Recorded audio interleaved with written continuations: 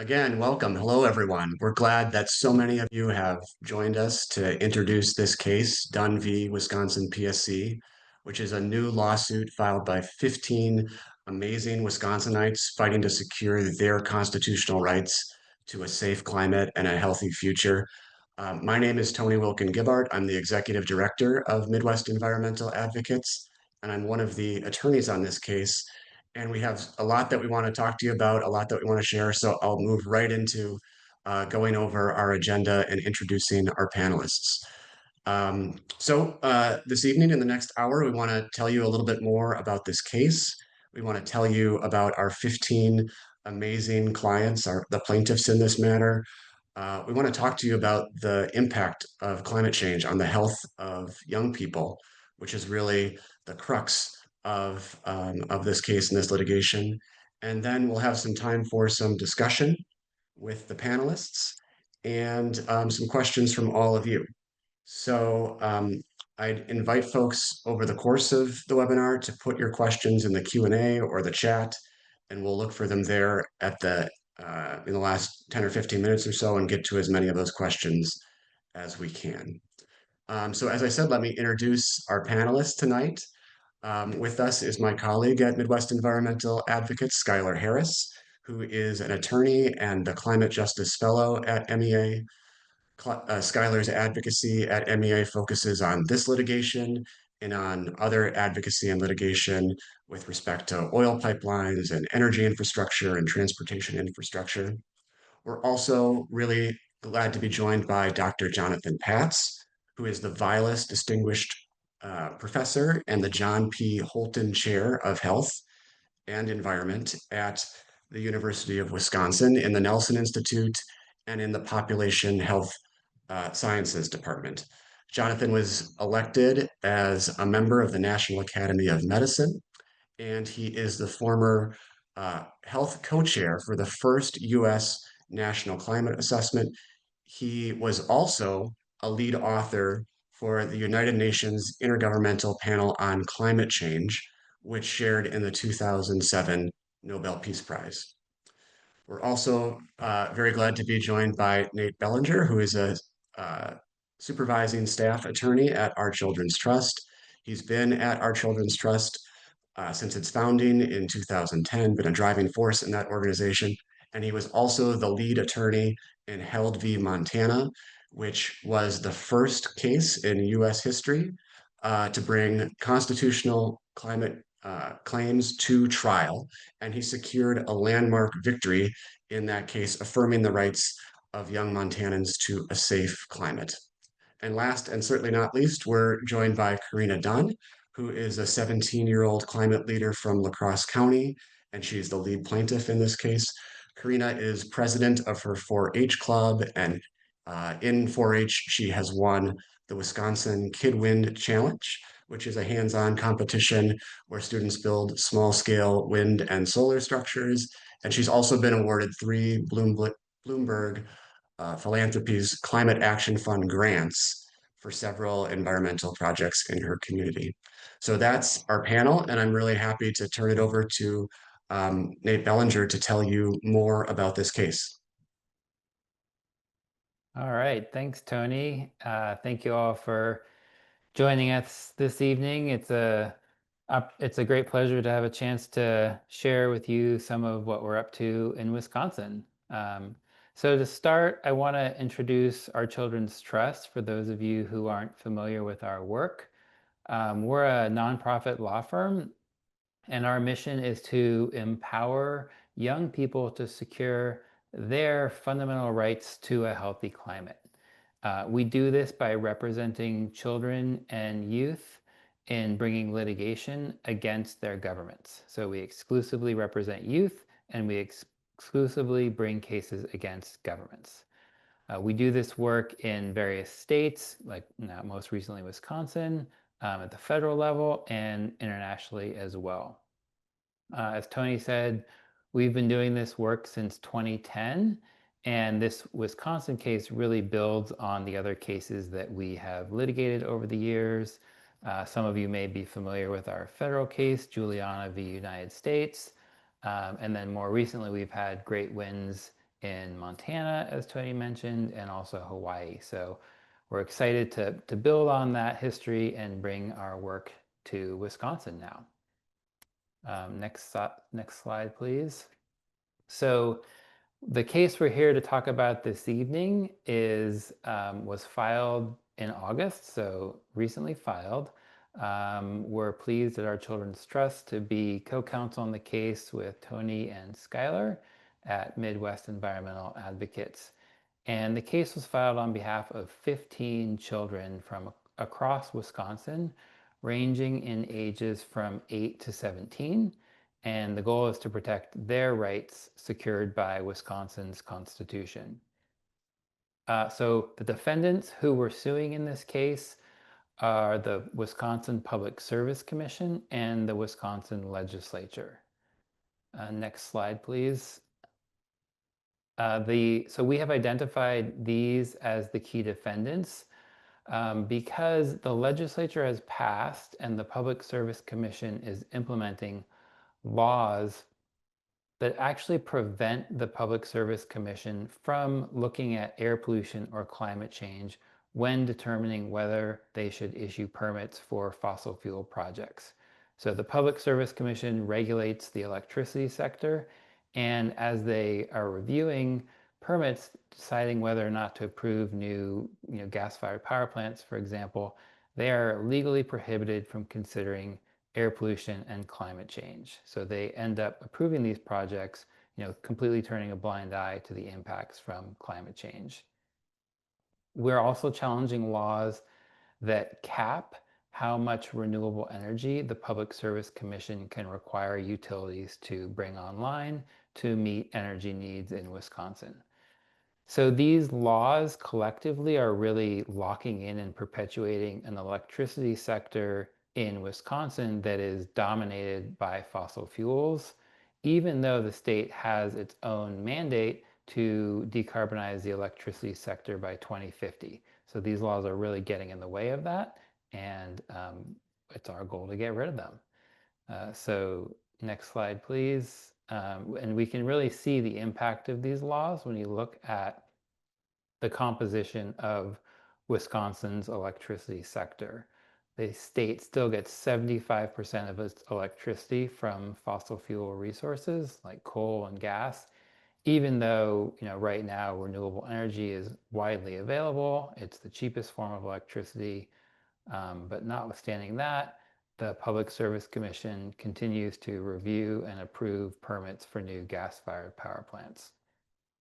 And so these laws and the resulting fossil fuel dominated electricity sector in Wisconsin are, of course, responsible for really significant levels of greenhouse gas emissions that are causing and exacerbating climate change with various impacts in Wisconsin, including floods, heat waves, environmental degradation of rivers, forests, and other ecosystems.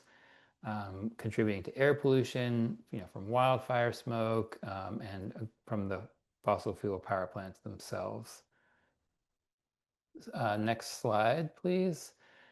So turning to the law, we are arguing that these laws that I've identified and the resulting climate impacts are violating plaintiffs' rights under Article 1, Section 1 of Wisconsin's Constitution, which protects the rights to life, liberty, and the pursuit of happiness. So our goal is to prove that these laws are harming plaintiffs' health, safety, personal security, bodily integrity, all of which are protected under this provision of the Constitution. And we're also arguing that there is an inherent right under Article 1, Section 1 to a stable climate system. That's a right that courts in Montana and Hawaii have also recently recognized as fundamental constitutional right. And then next slide, please. We are also arguing that these laws are violating Wisconsin's public trust doctrine, which is also codified in the Constitution. And it requires the state to kind of proactively protect essential public resources, including waters, from substantial impairment and environmental degradation. And unfortunately, we're seeing how climate change is already having significant impacts on Wisconsin's rivers and lakes, changes in drought conditions, flood conditions, algal blooms, and other impacts that we know will all get worse if the fossil fuel pollution continues unabated. So that's kind of a quick high-level overview of the laws that we're challenging and the rights that we are invoking here under Wisconsin's Constitution. And I'm going to turn it back to Tony now to talk a little bit about the amazing plaintiffs in the case. Thank you so much, Nate. Thanks for the overview. Just to get us started, I'll introduce folks to Midwest Environmental Advocates. If you don't know, MEA is a nonprofit environmental law center based here in Wisconsin, and we combine the power of law with the resolve of communities facing environmental injustice to secure and protect the rights of all people to healthy water, land, and air. And like our Children's Trust, we're a nonprofit environmental law firm that litigates on behalf of directly impacted individuals. That is, we don't represent our own organization or members. We work to bring our legal expertise to empower individuals and communities that are directly impacted by environmental threats here in Wisconsin. So we've been doing that for over a quarter of a century on issues that affect Wisconsinites like PFAS contamination, degraded water quality, and build out of fossil fuel infrastructure. Um, Climate change certainly is the predominant issue of our time. And as we'll talk more about tonight, it's an issue that especially impacts young people. And so the opportunity to get to partner with Nate and our Children's Trust to combine our two organizations' expertise and relationships in this way to bring the perspectives and the stories of this generation of Wisconsinites and how they're being impacted by greenhouse gas emissions and climate change to our state's court system fits at the very heart of our mission. And we're really proud to get to do this work in partnership with our Children's Trust and with our plaintiffs. So yeah, I want to tell you a little bit more about our youth plaintiffs, and I wish that we had time for me to tell you about all 15 of them and tell you their stories. So suffice it to say, as a group, they bring a wide range of perspectives and represent a wide range of impacts that young people in Wisconsin are facing right now as a result of climate change. They also bring unique stories of courage and resilience and hope. But because our time is limited, I can just tell you about a few of them and just some snapshots of what they have brought to the litigation. One of our young plaintiffs, Lucy, is a 17-year-old from Wausau, Wisconsin. That's in the northern half of the state. And Lucy and her family are big cross-country skiers. Lucy's been skiing her entire life and her family for generations. But that's a tradition that Lucy has seen slip away from her as winters warm and we have decreased snowfall in Wisconsin. One thing that Lucy mentioned to us was how much she loves the American Birkebeiner, or the Birkie as we call it. And that's a huge ski race and festival that takes place in northern Wisconsin that draws thousands from across the country and really even some of the best cross country skiers in the world. And Lucy said that that tradition for her, the Birkie, is like Christmas because of the sense of joy and camaraderie and community that she's gotten at that event throughout her childhood, throughout her life. But in recent years, the Birkie has been, in some cases, canceled or shortened because even in northern Wisconsin, we're experiencing such decreased snowfall that there's no guarantee that there will be snow on the ground. Two of our other plaintiffs come from Wisconsin farming families, Ted and Charlie, and they have seen their families' farms impacted by extreme rain events and runoff, by increased periods of drought. And they have found themselves with their families questioning whether they can carry on Wisconsin's farming tradition in the face of a rapidly changing climate and in the face of our state itself pumping more greenhouse gas emissions into the atmosphere, making that problem worse. We also have as a plaintiff Wazakone Champagne and her brother and two sisters, and they have spoken about a number of impacts to traditional foods and medicines that they depend on as Anishinaabe youth. They've talked, for instance, about the fact that cold water fisheries are disappearing in Wisconsin, and it's unclear whether they will be able to fish walleye into their adulthood as their ancestors have done for generations. Many of our clients also have health conditions that are connected to climate change, like asthma and vector-borne illnesses like Lyme disease. All of these plaintiffs collectively are asking the courts to do something. They're asking the courts to declare the statutes that Nate talked about unconstitutional under our state constitution, to prohibit the Public Service Commission from enforcing those statutes and restoring our state's ability to consider air pollution and greenhouse gas emissions when deciding whether to approve new fossil fuel electric generation.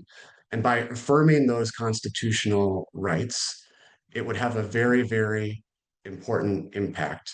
It would mean that those legal barriers that Nate mentioned would be removed, and that Wisconsin would be on a path to meet our state's clean energy goals and transition to 100% renewable energy to help contribute to a safe future. So I've told you a little bit about our clients and what they're asking for, but it would be better yet if you heard from one of our clients. So I want to turn it over to Kaarina Dunn so she can talk to you about her story and why she got involved in this case.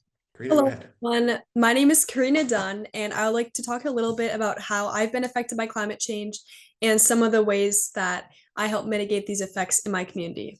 So to start, I am a big skier. I've skied my entire life with my family. It is something that we enjoy every single winter. I have sisters. My father snowboards. We spend almost every single weekend skiing at my local ski hill. However, only one generation ago, the snow was abundant in Wisconsin. I would hear from my grandparents, from great aunts and uncles about how great the snow is in Wisconsin. You don't even have to go out west, just stay in Wisconsin.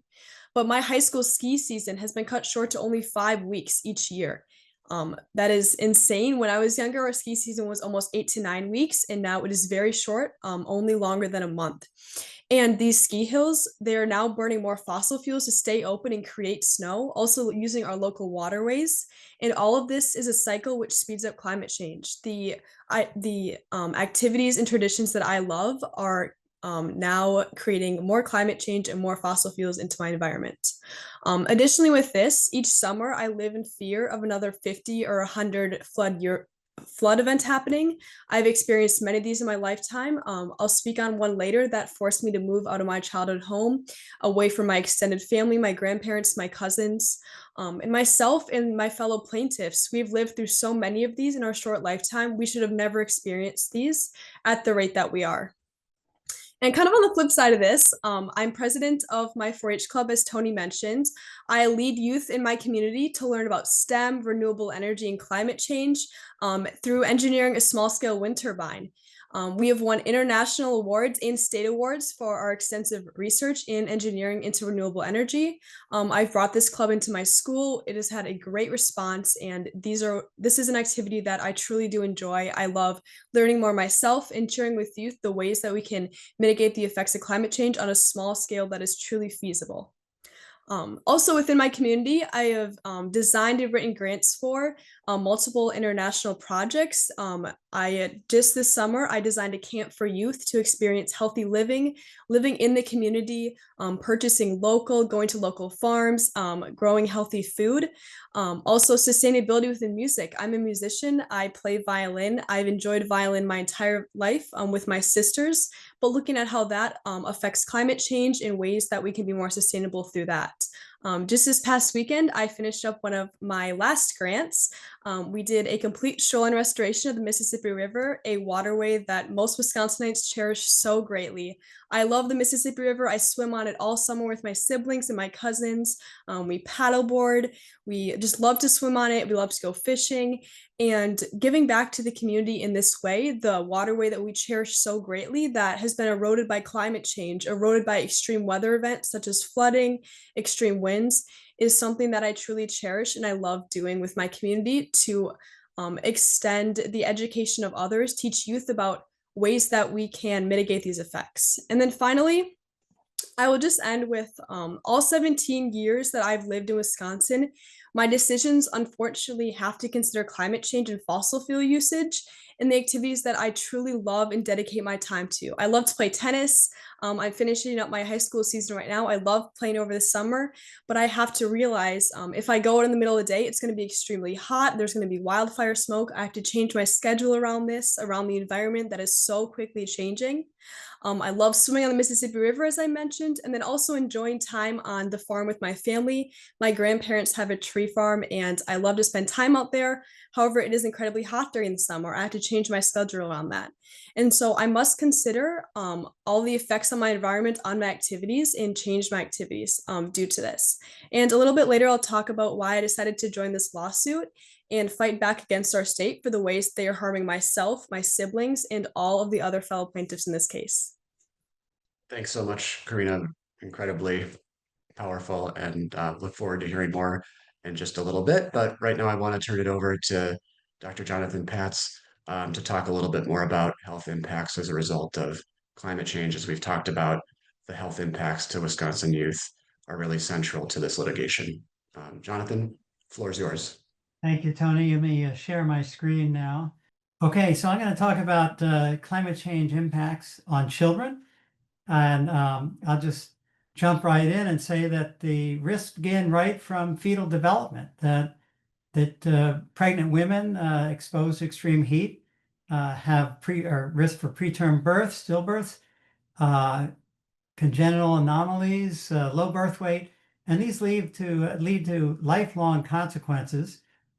The other aspect of heat is we know that learning is impaired from heat. This is a study out of Harvard showing that young people's learning and cognitive performance decline with very hot weather, especially in schools that don't have air conditioning.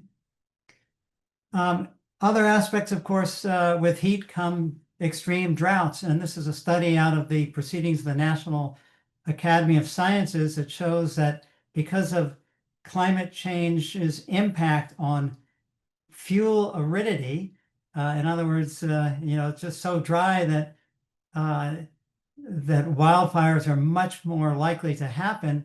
We're seeing a double the amount of wildfires that we experience, and that has implications for exposure to smoke. You can see the wildfires from the heat wave from the Northwest in the summer of 2021 spread across the country. Wisconsin was greatly affected. And what's really important to understand from a child's perspective is that studies show that children are especially sensitive to wildfire smoke. The fine particulate matter, the PM 2.5, is 10 times more harmful to young children ages 0 to 5. So that's a big concern among pediatrics. Another thing that not only is heat a risk for pregnant women, but preterm birth and low birth weight is associated with exposure to wildfire smoke. This is a study from Australia, but this is happening in other parts of the world where this is documented. So heat and wildfire smoke, bad for children breathing it and bad for exposure to pregnant women. This is just to show you how bad the wildfire smoke was in Wisconsin. Back in 2003, Madison and Milwaukee had air pollution levels in the very unhealthy range. And just this year, we were in the unhealthy range from the smoke coming down from Canada. So this is something we're going to be seeing more of, and it's an exposure that is harmful to children. Another harmful airborne exposure is ragweed pollen. And we're seeing in northern latitudes, especially up here in Wisconsin and Minnesota, the extension of ragweed pollen season is 2 weeks longer. So that's a risk for asthmatics. You can see we've increased, Wisconsin is 1 degree warmer, and there's more CO2 that CO2 fertilization of these plants. So that's a problem for asthmatics. Just one quick note that with climate change, you don't just get warming and drought, you get extremes of the water cycle. And you can see Wisconsin is in the statistically significant, very high risk for more flooding. We see 7 inches more rainfall than we did 50 years ago. There are studies that document extreme rainfall event and diarrheal disease from water contamination in wells, and this affects children. And one last health concern, and it's a big one, and there's more and more evidence of young people reporting anxiety, depression, and other forms of mental distress from climate change. This is an entire journal issue related to this.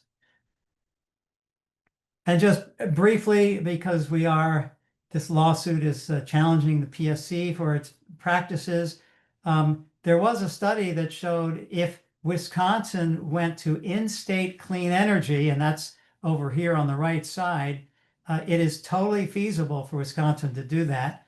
And should Wisconsin choose this low carbon scenario, you would save almost 2,000 lives every year, tens of thousands of cases of asthma exacerbation, hundreds of heart attacks avoided.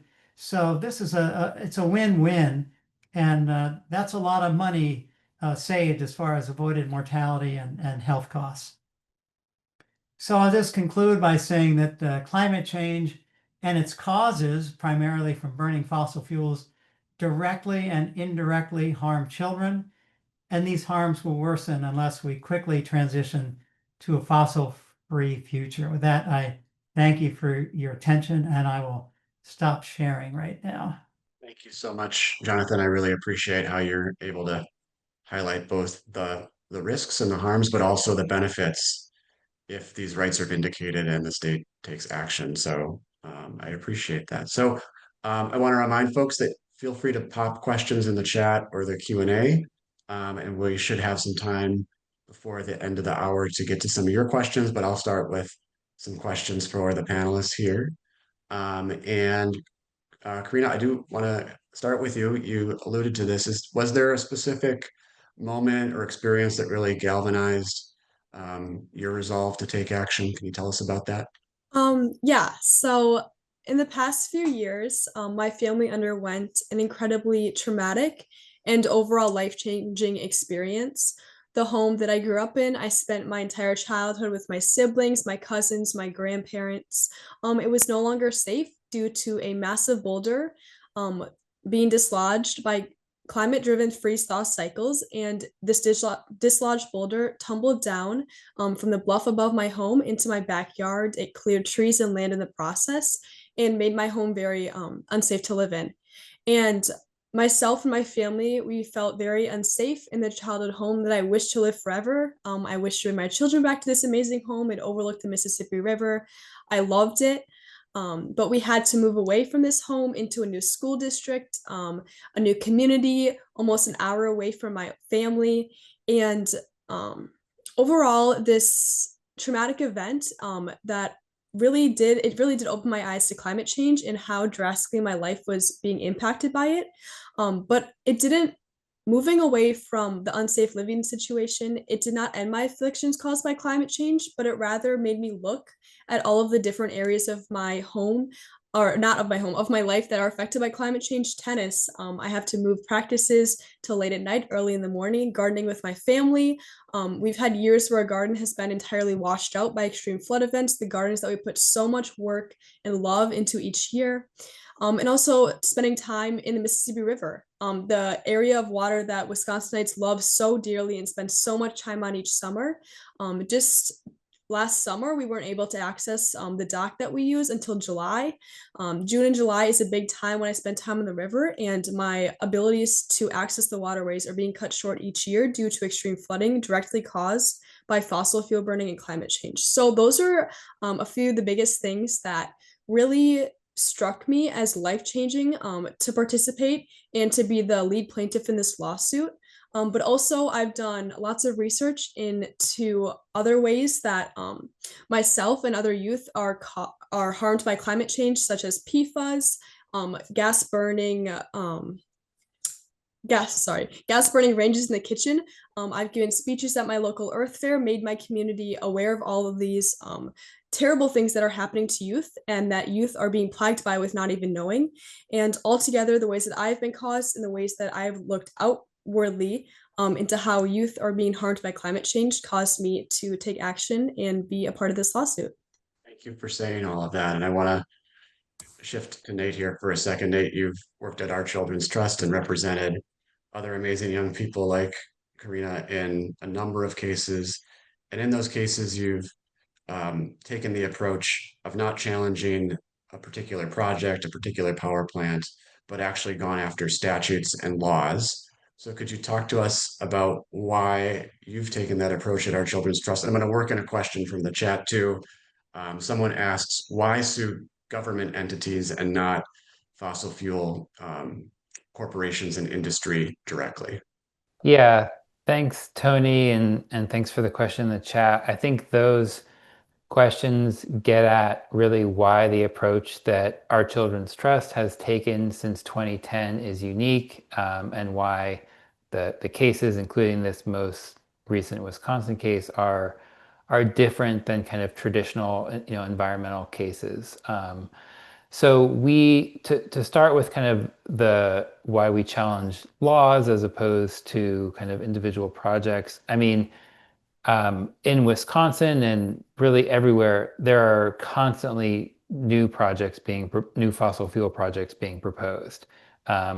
We call it kind of whack-a-mole. So you block one project and another one pops up. If you stop a power plant over here, then a new power plant is proposed somewhere else. So we're trying to kind of seek systemic change and have the laws that are allowing this ongoing promotion and approval of fossil fuel projects to continue, just to have those laws declared unconstitutional and have courts set standards for where governments need to be moving with their energy transition towards 100% renewable energy.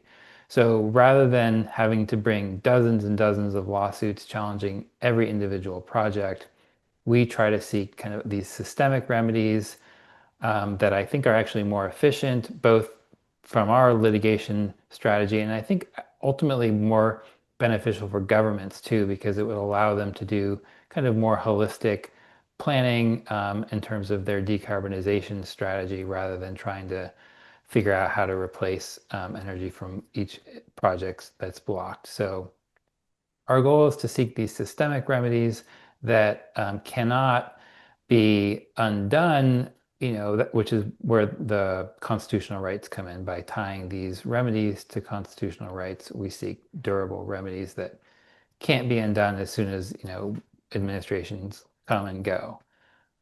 In terms of why we focus on governments, by no means are the fossil fuel companies innocent. I'm not trying to suggest that.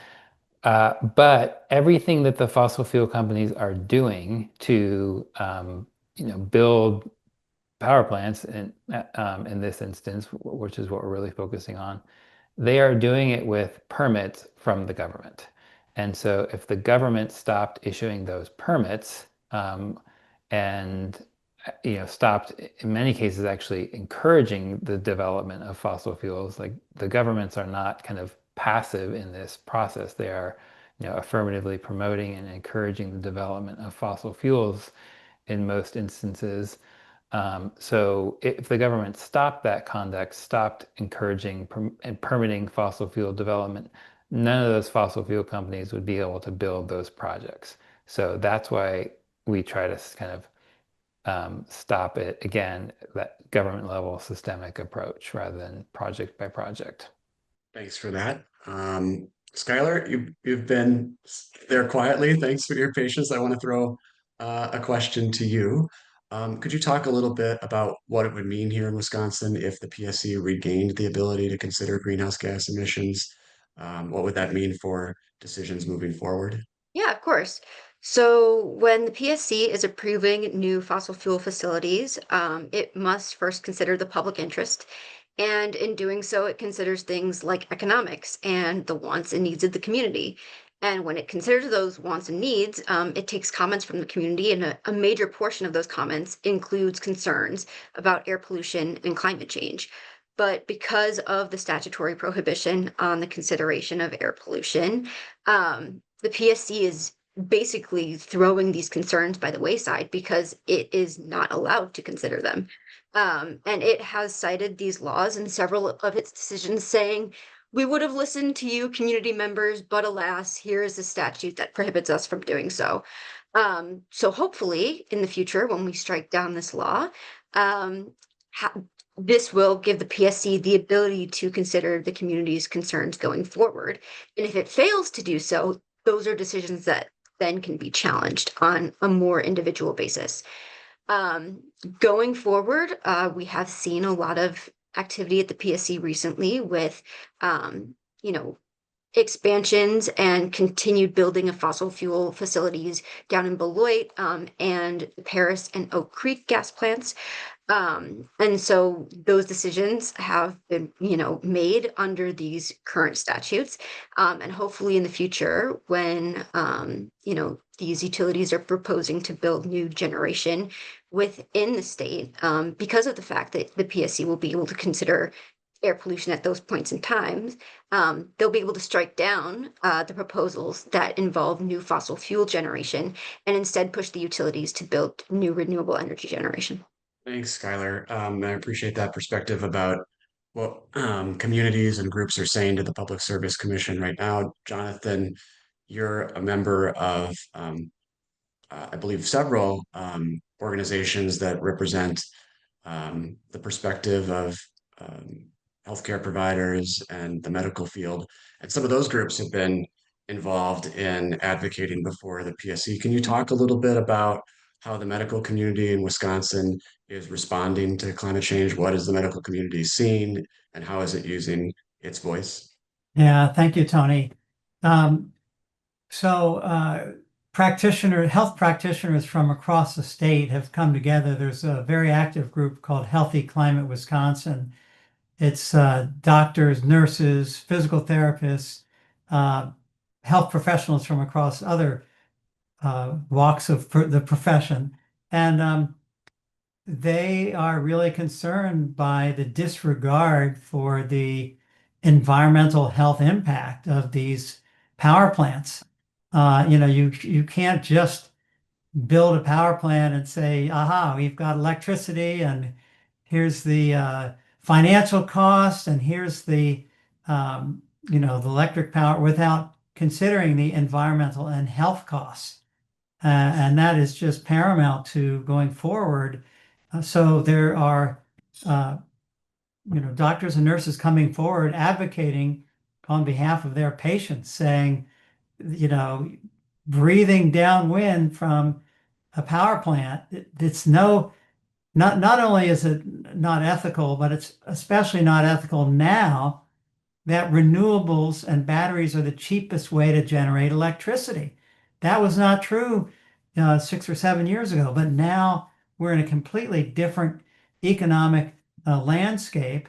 So there's virtually no excuse to try to develop new power sources that are clean and healthy. So that's what the doctors and nurses are doing. And if we can move this forward, it would be fantastic for the health of children and the health of all their patients that they're advocating for.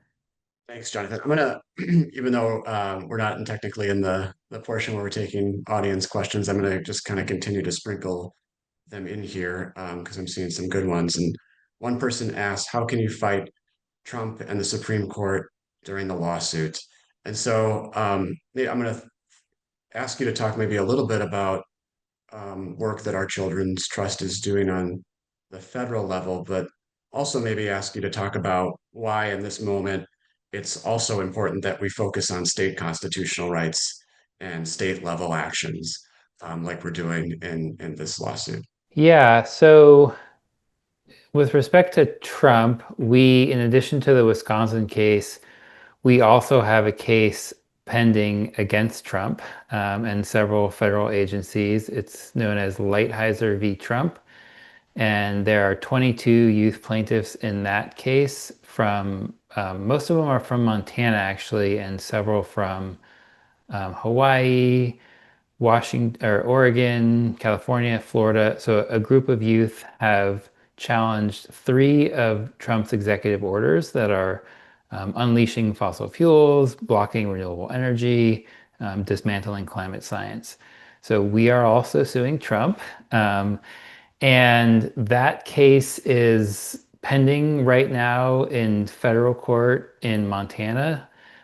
We had a hearing just about 2 weeks ago on a motion for preliminary injunction where we're trying to have these executive orders blocked promptly and to stop them from continuing to be implemented.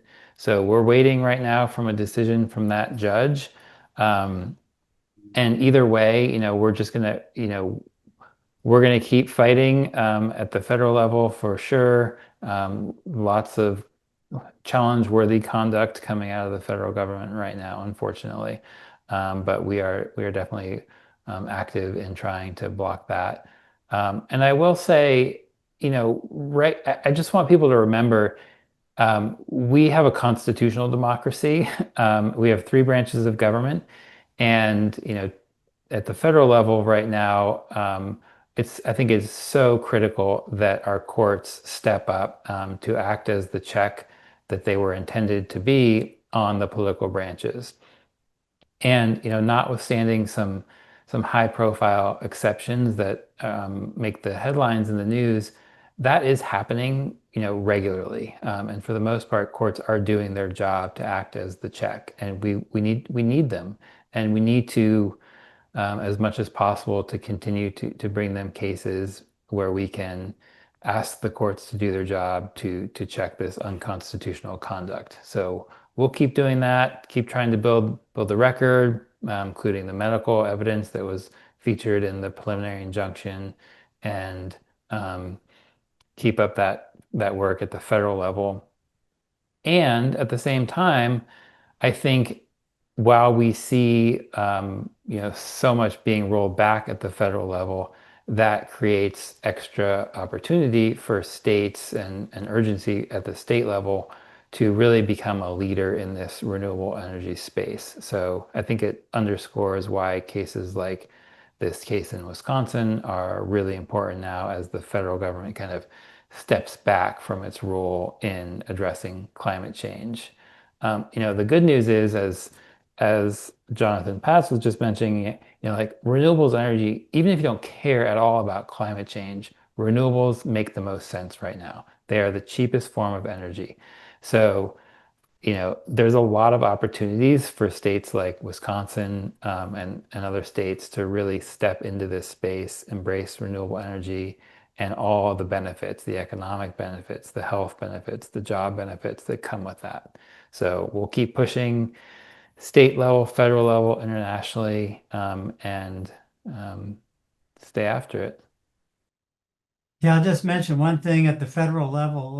114 scientists that specifically work on climate change and health effects submitted a public comment to show the scientific evidence to counter EPA's reconsideration of the endangerment finding that climate change endangers public health. So scientists are really stepping forward with evidence against that. Thanks, Jonathan. As we're talking about, state and federal interplay, I'll maybe just add to what Nate said about the fact that we live in a constitutional democracy. We also live in a federal democracy, and we have a state sovereign and state constitution that is different than the federal government and different than the federal constitution. And there are aspects of our state constitution that I think are uniquely powerful in this litigation and in cases like this, especially the public trust doctrine and the obligation of the state to protect the waters of the state forever for all generations of Wisconsinite, and the fact that Article 1, Section 1 explicitly talks about the inherent rights that we have as Wisconsinites. And I guess I'd also say, when the Public Service Commission is approving new fossil fuel power plants and creating a situation where all of us in Wisconsin have to pay for them, it's doing so in our name as Wisconsinites under the power of the state government. And so that's a situation that we can uniquely address on the state level. Jonathan, you've done work on climate change in terms of research and communications and talking to health professionals and other audiences. How do you think about something like this action? What do you think about the importance of young people getting involved in legal actions like this case and going to the courts and talking about the health impacts that they are experiencing? How would you put that into perspective in terms of its importance in this moment right now? To me, I think it's one of the most important, if not the most important, step forward as far as bringing the reality that health harms are central to climate change dialogue, and that to really highlight the impact that this is having on people's health and especially children's health. And this is where there's tremendous power that young people have. They are less jaded, they are less, marginalized, they are more innocent, and they are coming forward with a real challenge that is, will affect them more than an old guy like me. Even though climate change is here, it's not future anymore. It is happening right now. The climate attribution science has advanced, so we can say that 2021 heat dome was virtually impossible to have happened, to be so extreme without human-caused climate change. So for the youth to come forward and say how much this is damaging their health and their future, to me, it's game-changing. I mean, when Montana case succeeded at the state Supreme Court, I've been working on this for 30 years. I think that was a landmark decision, and to me, this is the most important game in town. And I'm really grateful to the youth who are stepping forward, and to Tony, to Midwest Environmental Advocates, and of course to our Children's Trust. This is essential, and it's so critical that it keeps moving this way. Thank you for saying that, Jonathan. And speaking of Held v. Montana, there's a nice comment here in the chat from someone with the last name Held, who says Ricky Held and her family were originally from Racine and Kenosha, that being the lead plaintiff in Held v. Montana. And she says hello, and we're so proud of all of you. Nate and your clients and Held, you get that praise from Jonathan and from others, and we're happy to claim just a small piece of that victory here in Wisconsin by way of Ricky. So that's really great to know. Thanks for that comment in the chat. We're quickly approaching the end of our time together. I want to maybe throw one more question to Kaarina before we wrap up. But does anyone have anything else that they want to make sure that they get um, into the record here? Any other last comments or statements? No? Okay, well, Kaarina, I just want to ask you if you could, what you would tell other young people out there, other families who are concerned about climate change. I've seen in the chat here a number of people say, "You're awesome, you're an inspiration." What is it that you'd want to say back to folks? I would say, kind of going back to how I got involved with climate activism, is to really start local and to look at the things, around you that not only that you can change, but that you can bring awareness about. For me, that was giving speeches at my local Earth Fair. I went up on stage, I gave speeches about plastic bag usage in our community. I gave speeches about PFAS contamination on different well sites, all when I was 9, 10, 11 years old. Um, and truly researching was a big thing for me, researching ways that other youth are impacted in all parts of the world. But also not to let these things drag me down, to still look at the great things in my community that hold me up.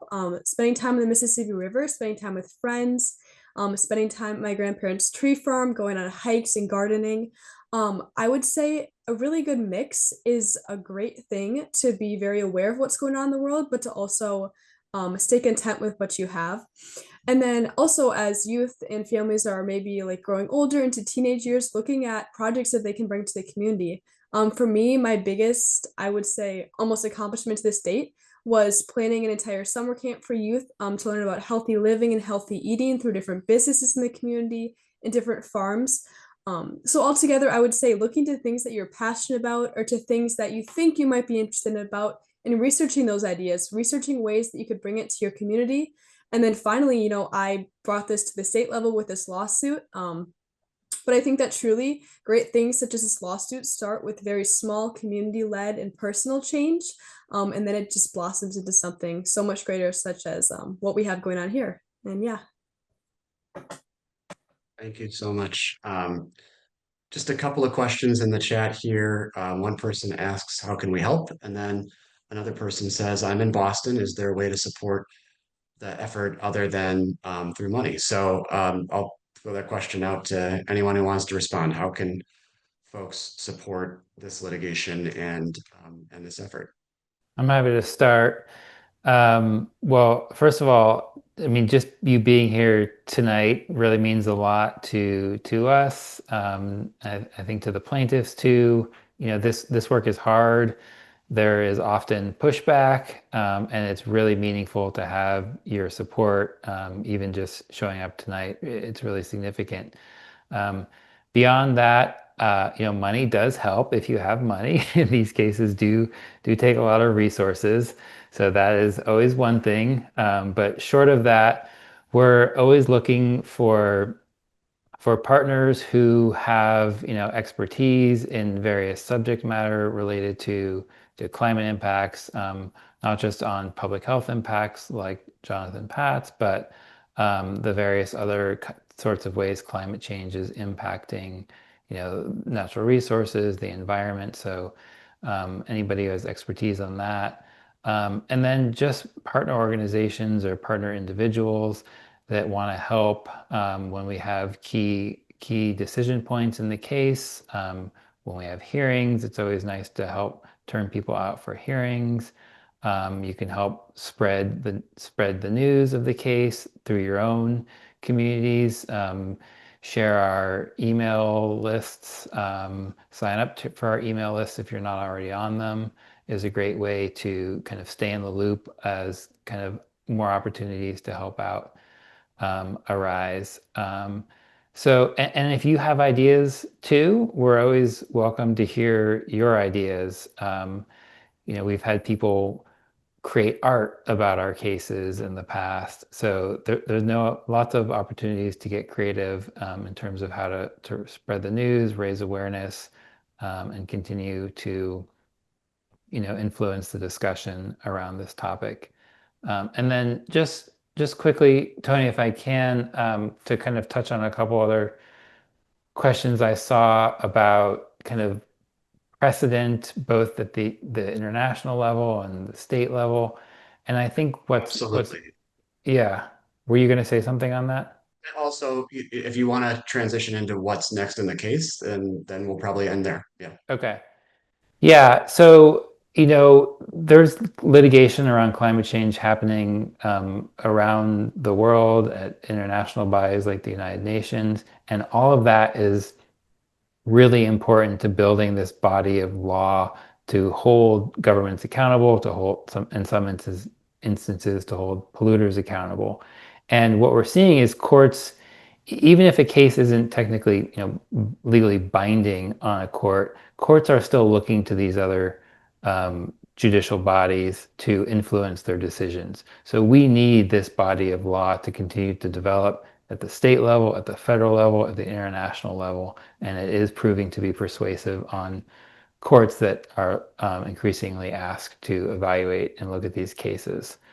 And then in terms of what's next here in Wisconsin, we, as I said, we filed our case in August, and the next step is for the defendants, the Public Service Commission, and the legislature to respond to our complaint. And their deadline to do that is November 10th. So we have about a month. We will hear from them in terms of how they plan to defend the case, which is a typical response. They usually will kind of raise various objections to the case. So we don't really know what the response is at this point, but we will learn much more on November 10th and then plan our response and next steps accordingly. So please, again, sign up to our mailing lists at MEA and our Children's Trust, and we'll keep you posted on what happens next, both in this case and other cases as well. Thanks so much, Nate. Yeah, I just want to reiterate what you said, that folks can stay in touch by going to our respective websites. I think Peg will put some QR codes up on the screen here in just a minute, that link to our websites, and encourage folks to sign up for our newsletters and just learn more about our organizations if you don't already. I also want to say that I see in the chat and in the Q&A names of MEA supporters, and I'm sure there are also a number of supporters of Our Children's Trust. Thanks to all of you for helping make our advocacy and our work possible. As Nate said, it takes donations and support to be able to sustain this work, and you are a part of it. So thank you so much. And then lastly, I want to thank our panelists for being here and being part of this really inspiring evening that's going to carry us forward in this case for the remainder of the year and then beyond. So thank you all for being here, audience, panelists. It's just been a real pleasure to get to talk to you about Dunn v. Wisconsin PSC. Have a good night.